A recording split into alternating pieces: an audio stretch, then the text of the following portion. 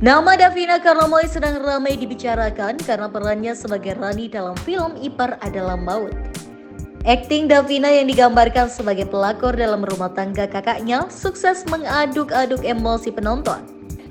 Meski banyak menuai caci maki penonton yang terbawa perannya dalam film, namun tak sedikit juga yang mengakui akting Davina kini semakin matang.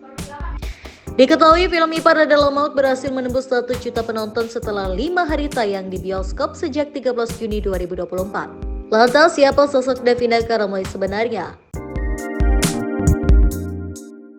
Biodata singkat Davina Karamoy. Nama lengkap Davina Tesalonika Karamoy. Nama panggung Davina Karamoy. Tempat lahir Depok, Jawa Barat. Tanggal lahir 17 Agustus 2002.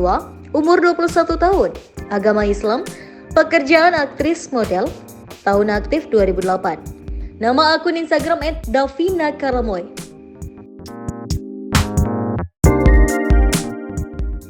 Davina Karamoy terlahir sebagai anak ketiga dari 5 bersaudara. Kedua kakaknya bernama Alessandro Reinhard Karamoy dan Alessandro Reinhard Karamoy. Sementara adiknya bernama Serafina Belasia Karamoy dan Winona Elysia Karamoy. Merupakan keturunan Minahasa, Davina sudah memulai debut aktingnya sejak 2018 lalu. Kala itu ia muncul sebagai pemeran Gisel dalam sinetron Tukang Ojek Pengkolan. Pada 2021 lalu, Davina pernah digosipkan berpacaran dengan Asnawi Mangku Alam. Gosip tersebut mencuat setelah Davina kepergok menemani sang pemain timnas Indonesia itu ke bandara saat akan berangkat ke Korea Selatan untuk bergabung dengan Ansan Greeners. Namun seiring dengan berjalannya waktu, gosip tersebut hilang begitu saja.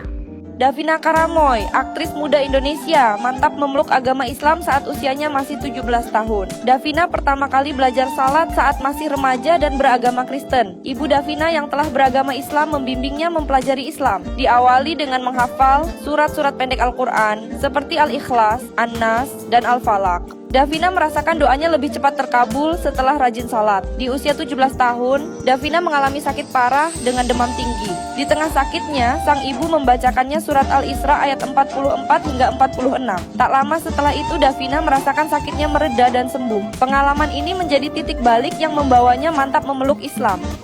Pada saat pertama kali aku duduk, aku di rumah posisinya kan nggak mungkin kotor ya. Betul, gelas pertama, di tangan aku ada kayak apa sih kerikil tuh kayak, oh gila kotor banget ya. Aku masih Kristen tapi ya. Dari awal aku nggak nyari sama sekali karena ya gimana sih kita kalau udah ada agama, udah memeluk agama dari kecil, kita nggak ada keinginan untuk nyari yang lain. Cuma pada saat itu emang ditunjukin aja sih sama Allah kayak waktu itu pertama kali itu aku sempet sakit demam tinggi lah sampai 41 terus mama aku muslim, mama aku ngasih ayat Al-Isra 44 sampai 46 kalau nggak salah kayaknya dibaca setelah sholat subuh.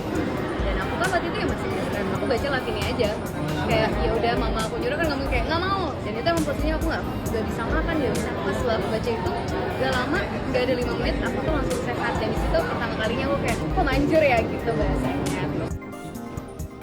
Terus pada saat pertama kali aku duduk diajarin sama adik aku di rumah posisinya kan nggak mungkin kotor ya.